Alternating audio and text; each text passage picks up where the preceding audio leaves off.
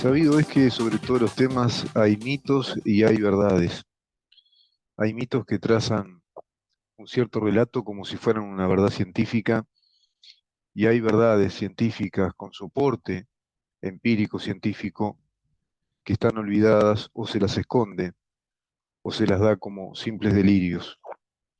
Yo empiezo esta nota hoy así porque tratar el tema de la previsión en cuanto a una reforma previsional del sistema previsional involucra un modelo económico. Nadie ha hablado de ese tema, que un sistema previsional está introducido, está incluido, está implicado en un modelo económico y fundamentalmente en un macro modelo, en un modelo de macroeconomía. Estoy leyendo acá un texto de Axel Kaiser que lo que hace en este texto del libro La miseria del intervencionismo es rescatar las teorías o las tesis científicas de Friedrich Hayek y de Ludwig von Mises, planteando que la intervención estatal es la que perjudica las reglas del comportamiento del mercado de acuerdo a esa ecuación de tensión permanente en equilibrio entre la oferta y la demanda. Dice Axel Kaiser, así por ejemplo David Kennedy, connotado historiador, entre cuyas credenciales se encuentran un premio Pulitzer y una posición destacada en la Universidad de Stanford, afirma que el intervencionismo de Roosevelt no apuntaba a terminar con el capitalismo, sino a hacerlo más estable y a repartir sus beneficios de manera más igualitaria. Gracias a él, agrega Kennedy, los norteamericanos asumieron que el Estado tiene una responsabilidad sustancial en asegurar la salud de la economía y el bienestar de los ciudadanos. Esta es para el mainstream la gran lección que dejó la Gran Depresión, que el Estado debe intervenir para resolver los excesos y la inestabilidad propia del capitalismo. Un examen más cuidadoso, sin embargo, nos permite concluir que la verdad es exactamente lo contrario, que es la intervención de los estados la responsable de generar el ciclo de negocios y sus devastadoras consecuencias. Y a partir de ahí yo quiero comenzar este artículo de análisis que lo podría titular como Abriendo el libro gordo del Estado y sus cometidos. Y en vista de las propuestas de una reforma del sistema previsional, como están planteadas, y ya como un proyecto de ley del sistema previsional, entiendo que se hace necesario abrir nuevamente el libro de la eterna discusión entre liberales y reformistas del Estado social. Los liberales siempre sostuvieron que el Estado debe ser muy eficiente, efectivo, pequeño y guardar una relación adecuada con el sector privado, porque es este sector de la unidad política y jurídica llamada Estado el que produce las riquezas para el mismo. Esto quiere decir que de producción y de intercambio de bienes y servicios son de la actividad privada la natural consecuencia. Sobre la base de la propiedad privada y la libertad de emprendimiento para el desarrollo económico de los patrimonios individuales y familiares. Las riquezas y sus producciones son el resultado natural de los emprendimientos empresariales en la explotación de los recursos naturales que el Estado permitirá desarrollar, claro está, de una manera racional, amigable, para con el medio ambiente, por supuesto, porque todos esos recursos naturales son un bien público, son los que integran, digamos que el bien público que debe administrar la República, bienes indispensables. Dicho esto, lo cierto es que la inversión en capital, tiempo, energía intelectual, creatividad y trabajo es una actividad típicamente empresarial privada y competitiva en pos de la elaboración de productos, insumos industriales, tecnológicos, maquinaria, logística de producción de riquezas, así como de bienes y servicios. El mercado, señores, la economía del mercado, la economía sobre la base de la propiedad privada y sobre la base del emprendimiento, con todas las reglas, con todas las leyes que involucra la economía de mercado. Y es el mercado el que emite las señales de necesidades y preferencias, y en esa ecuación de oferta y demanda hay países que se desarrollan en esas reglas del mercado y se desarrollan entonces económicamente. Los países poderosos, los países desarrollados, son los que aceptaron de buena manera el capitalismo. Esas señales tienen un nombre técnico, las señales del mercado, las preferencias, se le llama precio. Esa línea de relaciones es constante y tiende a balancearse de acuerdo a los principios básicos del mercado. Nadie va a provocar más oferta de lo que el mercado demanda. Entran siempre en equilibrio. Nadie va a producir más de lo que pueda amortizar respecto a los gastos de producción, porque buscará la ganancia, la rentabilidad. El mercado se mueve en esas señales del mejor producto posible al menor precio posible. Y en esa relación de precio, beneficio, precio, producto, calidad y precio, es que el mercado se mueve. Se mueve de acuerdo a sus necesidades y de acuerdo a sus preferencias. Necesidades y preferencias que también estarán estimuladas por la capacidad de propagandear y de instalar esos bienes, esos productos que los productores o empresarios producen, como así también sus servicios. Todo esto lo analizaron en sendos libros los economistas Friedrich Hayek y Ludwig von Mises bajo el concepto La miseria del intervencionismo estatal, tesis que retoma y reactualiza el abogado, economista y filósofo chileno Axel Kaiser en su libro La miseria del intervencionismo, y analiza un ciclo histórico del año 1908 al 2008, analizando las causas de los quiebres o fracturas económicas de esos ciclos capitalistas en el mundo llamados ciclos de depresión o de fractura o aquel crack del año 1929. De este análisis básico de la realidad del comportamiento del mercado, extraemos cuatro conclusiones sobre cuatro factores que son imprescindibles para el funcionamiento del mismo: propiedad privada, capital de producción, libertad de mercado, capital financiero. Estos temas los analizó la reforma del sistema de previsión social.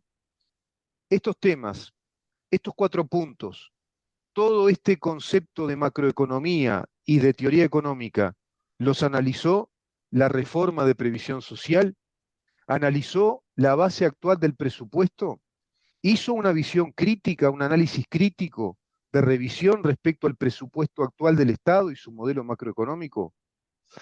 Te dejo planteada la pregunta. A ver qué respuesta me das respecto a este gran tema que se instala como debate, como una propuesta de gobierno, como una propuesta que ratifica o cumple con una promesa electoral y a su vez instala un debate férreo, fuerte, desde la oposición, que le puede comprometer el resultado electoral a esta coalición de gobierno hacia el 2024. Qué necesidad, ¿no? ¿Y qué preguntas que me hago, me formulo y me las planteo al aire? Esto lo reflexionaba ayer, lo grabé de esta manera. Y si en todos estos factores, ¿no? Es decir, propiedad privada, capital de producción, libertad de mercado, capital financiero, si en todos estos factores empezamos a ver un cuarto factor, pero un quinto factor, perdón, pero un quinto factor extraño al mercado. Hay un quinto factor que es distorsivo, que es extraño a estos cuatro factores y que rompen con ese sistema integrado de factores que es la economía de mercado y que es la economía de capitales. ¿Cuál es la intervención del Estado a través de impuestos o de ordenamientos del mercado bajo distintas estrategias, bajo distintas maneras de ir interviniendo en ese mercado, como también lo hacen los monopolios? A esto último se le llama intervención estatal. La historia de la economía está llena de ejemplos a este respecto. Nuestro país podríamos considerar que es un ejemplo modélico en cuanto a la fuerte intervención estatal en el modelo económico del libre mercado y sus reglas. Y es modélico por las características del Estado uruguayo, por las características burocráticas, por la absorción de mano de obra o de empleo que da esa regularidad del salario mes a mes, con todas las ventajas que sabemos que eso conlleva para los empleados administrativos, por ejemplo, de la Administración Central, para los empleados de las empresas estatales, para los empleados de los gobiernos departamentales, que son un montón, miles y miles, para redondear más o menos unos 400.000 empleados directos en un país de 3.242.000 habitantes. ¿Es posible un sector privado fuerte, una actividad en el sector privado fuerte ya desde esa estructura? Es modélico, porque tiene todo ello y a su vez poca población. Pero a eso debemos agregarle que además de esta fuerte intervención del Estado en la actividad económica privada, tenemos tres factores muy negativos. Primer factor, analizar. Al ser un país de muy poca población y con una fuerte y expansiva actividad estatal en la absorción de empleos y funciones del Estado, en áreas también económicas, el sector privado queda muy débil, pequeño y castigado por una alta presión tributaria o impositiva, que es la que conlleva este modelo estatista. Segundo, por las razones antes expuestas, el sector privado es pequeño y el mercado de intercambio interno de ofertas y demandas es muy pequeño. Necesita entonces un mercado exterior. Tercero, Uruguay no desarrolló industria de elaboración con valor agregado que tenga un porte, que tenga, digamos, un target exportador, a excepción de las commodities, de lo cual vivimos siempre, de la materia prima, de los granos, de la carne, de las lanas. Todo esto arroja resultados claros de una población que en los más jóvenes y capacitados tiende a la emigración. Estancamiento del crecimiento demográfico. Seguimos siendo un país de 3.300.000 habitantes aproximadamente. Estamos insertos en un Mercosur que nos condiciona en materia de relaciones comerciales, bilaterales o multilaterales. Y vamos a ver ahora qué pasa con Ignacio Lula da Silva, cuando nos condicione, incluso conversando con los chinos y les diga, no hagan, no vale la pena, no hagan el TLC con Uruguay, vamos a arreglar nosotros, Brasil. Y así lo mismo con Japón y con todos los países. Población que en vez de crecer tiene proyección demográfica de decrecimiento, por ende la tasa de reemplazo de los nuevos trabajadores, los trabajadores activos que aportan en este régimen de reparto solidario, acá ya me meto en el tema, sistema de reparto, reforma previsional respecto a este sistema, que no cambia nada, bueno, va decreciendo respecto a la tasa de egreso por jubilaciones, por pago de pasividades, jubilados y pensionistas. Se va disparando esta patología del crecimiento poblacional también hacia ese modelo previsional que se va a ver afectado inevitablemente por las patologías que acabamos de mencionar. Por eso decimos, esta reforma previsional tiene una visión integral, crítica del modelo económico del país, de la macroeconomía del país. No plantea revisar seriamente todo esto y reformular el modelo económico, porque es el modelo económico el que va a dar las soluciones a las personas en cuanto a mejor calidad de vida, mayores ingresos y luego una etapa de pasividades también de calidad humana. Pero es siempre el mercado, es la producción de riquezas, la producción de bienes y servicios, la que te va a dar esa solución y no un sistema previsional descontextuado del análisis de realidad. Es evidente que Uruguay no toma en cuenta todo esto y parece más bien la estupidez digna de convertirse en la confirmación empírica. En la confirmación empírica que tiene que ver con lo que dijo Albert Einstein una vez. No esperes resultados diferentes si siempre haces lo mismo. No esperes resultados diferentes si siempre haces lo mismo. Veamos estos números. El BPS necesita, según los números oficiales de la Oficina de Planeamiento y Presupuesto y el Ministerio de Economía y Finanza, unos casi 10.000 millones de dólares por año para poder funcionar. Cuenta con alrededor de 4.800 empleados administrativos, directorio, órdenes de cogobierno. De esos 10.000 millones de dólares, 6.000 millones de dólares por año van para los pagos de jubilaciones y pensiones. El resto, los 4.000 millones de dólares para gastos de funcionamiento del BPS, incluidos los sueldos de los funcionarios del ente público, prestador del sistema de reparto. Viendo estos números y encontrando con que las AFAPs autorizadas para administrar el modelo de ahorro y capitalización hacia una renta vitalicia son un aspecto mínimo de este sistema de reparto, nos queda claro que así el modelo no funciona y no va a funcionar.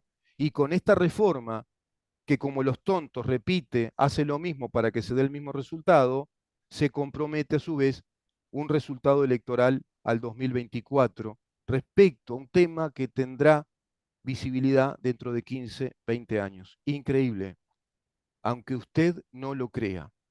Primera pregunta que me hago, ¿se pensó una reforma previsional durante más de un año bajo sesudos estudios académicos del prestigioso doctor Rodolfo Saldain y todo su equipo? ¿Y no se consultó a todos estos temas? ¿No se revisó todo esto? ¿Se consultó a todos los partidos políticos, al PIT-CNT, a los funcionarios del BPS, etcétera, los que ahora salen a decir que no fueron consultados y embarran la cancha y empiezan a complicar las cosas sobre debates de temas vacíos, laterales, periféricos? ¿Para llegar a qué conclusión? ¿A qué conclusión llegó el equipo del doctor Saldain?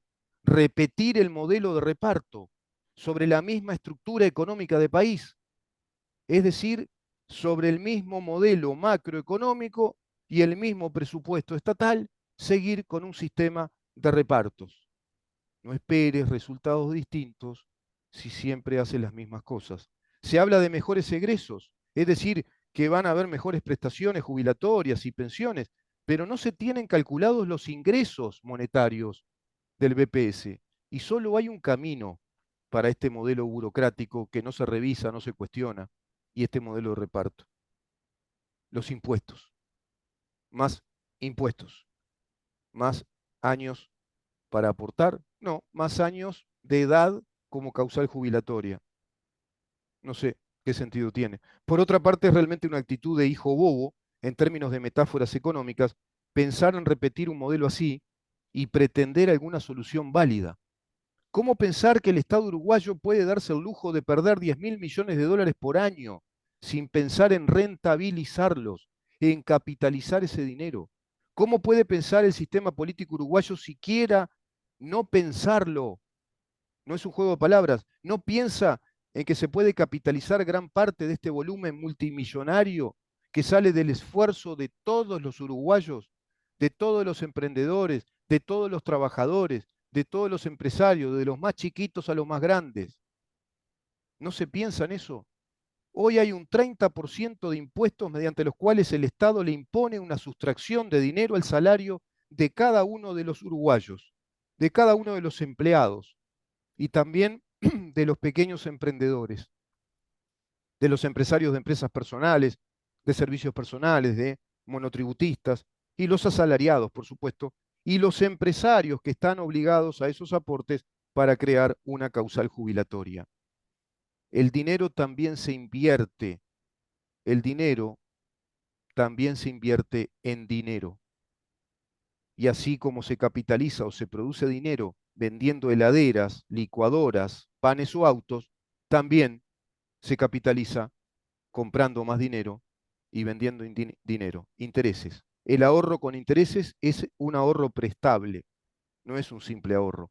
No es como sucede en un sistema colectivo de reparto que exige u obliga en nuestro país a 30 años de aportes sin que ese dinero se haya rentabilizado, sino todo lo contrario. Esa jubilación estará en el promedio de un 65-70% en el mejor de los casos del promedio salarial de cada aportante al sistema colectivista de reparto del BPS durante 30 años de aportes como base mínima de aportes para tener causal jubilatoria.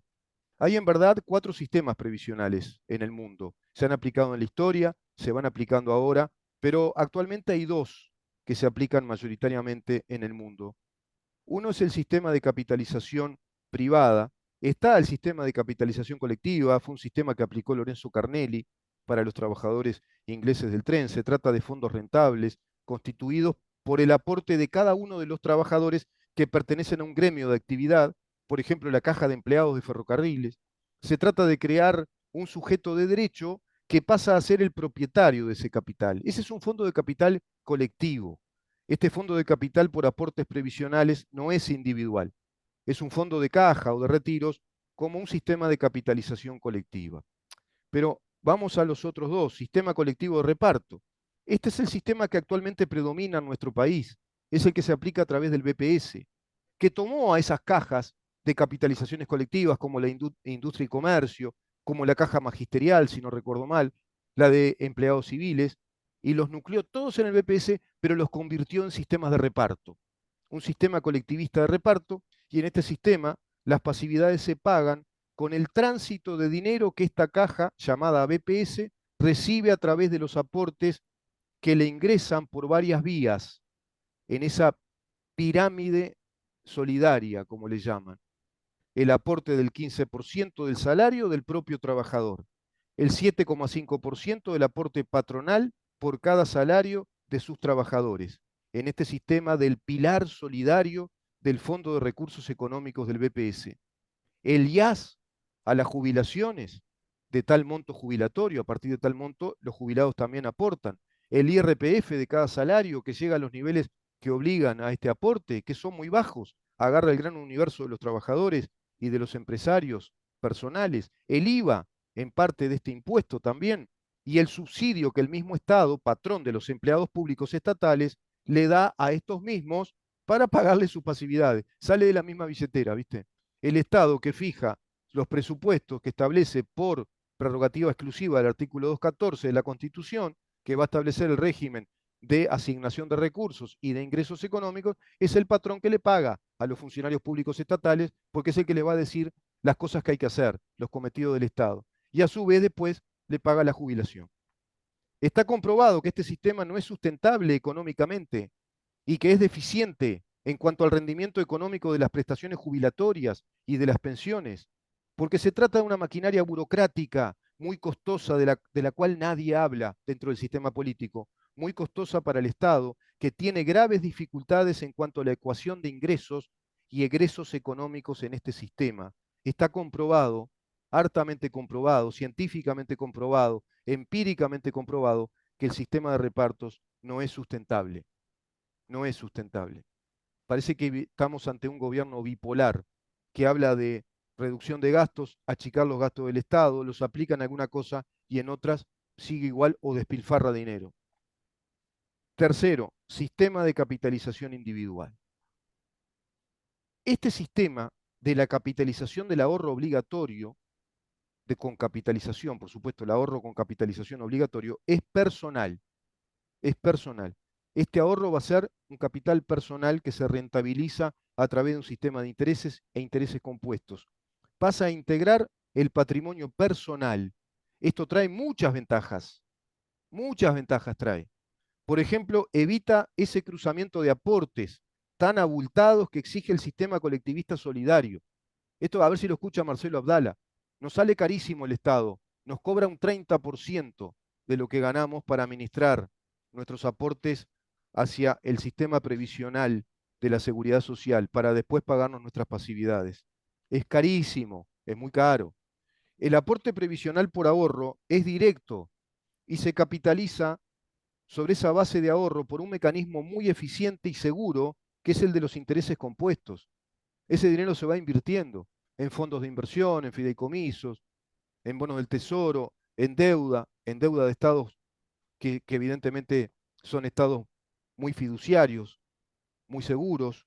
Esa masa de dinero es invertida en fondos, en acciones empresariales también, nacionales, internacionales, como les decía, en bonos de deuda pública, en nuestro país, en otros países, en fideicomisos, en seguros, etcétera. En los sistemas previsionales de capitalizaciones individuales, el dinero que ingresa al patrimonio personal además, y es una relación directa entre el aportante y la empresa financiera que el Estado deberá autorizar, fiscalizar a través de auditorías y de controles permanentes sobre la base de empresas aceptadas por el Estado, legalizadas, empresas profesionales como las AFAPs.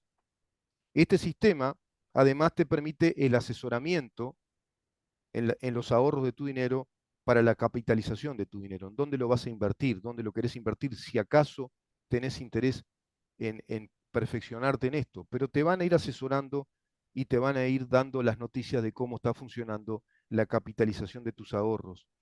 Tienen un régimen de auditorías y con este sistema se diluyen, se disipan, se terminan los inconvenientes insalvables del desbalance financiero entre el achicamiento de los ingresos al sistema de reparto por el famoso tema de que cada vez va siendo menor la tasa de reemplazo de los trabajadores activos respecto a los pasivos. Se termina ese problema, porque se termina este cruzamiento solidario de aportes colectivos para un reparto. Cada quien hace sus aportes hacia un fondo de inversión, hacia un sistema de capitalización de ahorros que sea obligatorio, y está calculado que ese dinero ahorrado se capitaliza en un promedio del 300%. Imagínate que si ese 15% que aporta cada trabajador a este sistema de reparto, más el 7,5% que aporta el empleador, si eso lo juntás y lo aportás a un sistema de capitalización y ahorro, es muchísimo más ventajoso.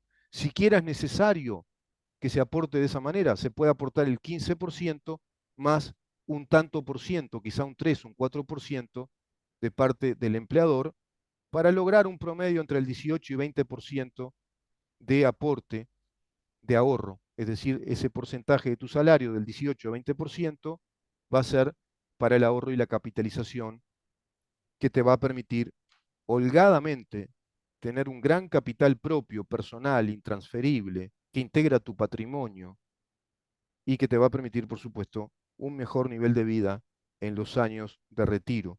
Todo este sistema se aplica, pero se aplica mal acá. Se aplica en un híbrido donde quedan las AFAP muy constreñidas a un porcentaje dentro de determinados topes salariales. Creo que hablamos de salarios que tienen que estar en el orden de los 62 o 64.000 pesos hacia arriba para que puedan optar por este sistema mixto.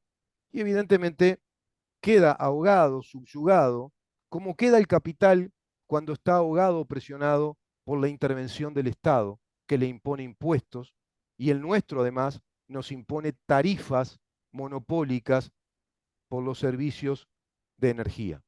La luz, el agua, los combustibles, que son monopolio del Estado. Ese es un tema importantísimo también a analizar. Se nos imponen determinados precios muy caros, costosos, que a su vez se trasladan a la producción de bienes y de servicios.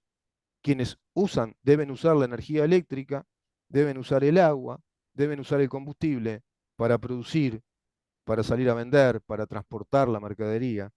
Es poco competitivo el Uruguay. Es un modelo típico, modelo a estudiar, realmente sería un modelo para estudiar a nivel universitario. Hoy que hablamos de los modelos, un modelo con todas sus variables, Uruguay sería un gran modelo. Se habla de Argentina como un país modelo por sus patologías. Bueno, Uruguay está lleno de patologías, es un gran modelo de patologías del sistema económico capitalista occidental. Por lo tanto, así y con su pequeñez, es muy difícil que pueda crecer con un sistema político que está encastillado en esta agenda global, estatista, colectivista, que de nada de esto habla. Esto no lo parece que no es necesario corregirlo. Con mucho menos de ese 30%, como les decía, en un sistema de reparto, que se le quita al asalariado, con mucho menos del 30%, se va a capitalizar muchísimo más al cabo de 10, 15, 20, 25 los años que quiera capitalizarse, y se termina también el problema de los 30 años obligatorios, porque dependerá de lo que capitalice y quiera hacer, quiera emprender a partir de ahí, o seguir, o ir a otra actividad, va a tener más libertades, va a ser más libre. Qué lástima que no haya surgido otro grupo de expertos, ¿no?, que hubiera elaborado un proyecto alternativo al gobierno del presentado por el doctor Rodolfo Saldain. El mismo habría obligado, por lo menos, a los diputados y a los senadores del país a estudiarlo. Nosotros enviamos proyectos con otros colegas, con asesores de prestigio, pero no hay voluntad política, no los leen, no consultan. Parece que es este el proyecto que tiene que salir. Se lo hubiera debatido, por lo menos, este proyecto alternativo, porque todo esto sería aplicable al sector privado, no al sector público. El sector público podría seguir con el sistema del BPS, porque en definitiva es el Estado que de su billetera le paga a los empleados públicos estatales y después les paga las jubilaciones. ¿Quiénes? ¿Qué es el Estado? Todos nosotros, que lo pagamos a través de los impuestos. Lo pagamos a través de los impuestos. Y a su vez, el Estado que subsidia también todos los años, el año pasado, 400 millones de dólares para cubrir a esas jubilaciones y a esas pensiones de los empleados públicos. se achicaría, ¿no? La burocracia BPS, en esta época tan informática, tan veloz, ¿m? tan digital, es necesario tener 4.800 empleados y tener este sistema de repartos universalizado. El sector privado se podría apartar de todo ello y se fortalecería la actividad económica también del sector privado. Increíble, ¿no? Pero debo decir que es muy cierto también que el doctor Rodolfo Saldain fue el experto a quien el presidente consultó en exclusividad. No consultó a nadie más por ningún otro tipo de proyecto respecto a otro tipo de sistema previsional. Nos vemos mañana a partir de las 10 de la mañana para seguir preguntándonos en dónde estamos. Chao.